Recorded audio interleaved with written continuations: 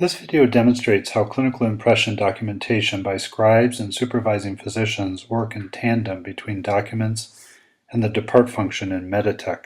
There are a few key points to understand about clinical impressions. A. Always communicate clearly with your scribe as to what you intend to document as the primary clinical impression. B. Remember, applying clinical impressions to your patient will populate that patient's problem list. C.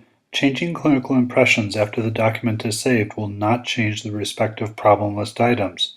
If you change a clinical impression, remember to edit the patient's problem list accordingly. D. A new PDoc document will reflect the clinical impression applied in the depart process. And E. A PDoc document saved in draft will not be automatically updated by the depart process. Let's look at a few examples. In the first example, I have a patient who has a chief complaint of abdominal pain. I'm here in the depart section of an ED report. I'm going to choose acute cholecystitis as my primary clinical impression.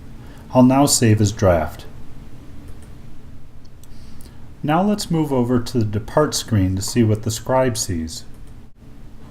We can see that acute cholecystitis has pre-populated the primary clinical impression of the depart screen for the scribe.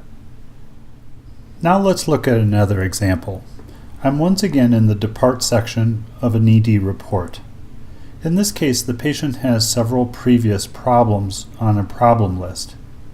I've added bitten by dog, but because of other work, I save this as draft before I've applied a primary clinical impression. Now let's go over to the depart screen and see what the scribe sees. We can see that the scribe has no primary clinical impression pre-populated. There are the other problems that the patient has, including the bitten by dog, which I had chosen on the problem list. However, if the scribe chooses a different diagnosis, let's say bitten by pig, and adds that to the primary clinical impression and then saves it,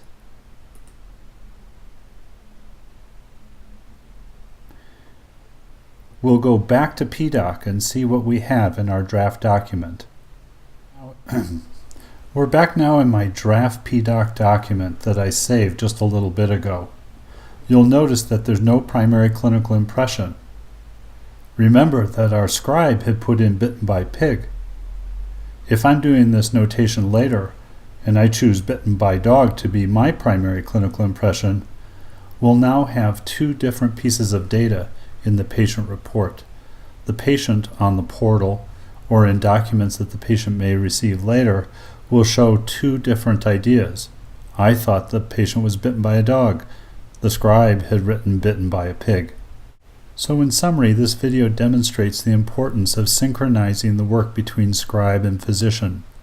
If you haven't applied the primary clinical impression before the scribe has done so, be sure to clarify this information before you complete your documentation. Thank you for viewing this video.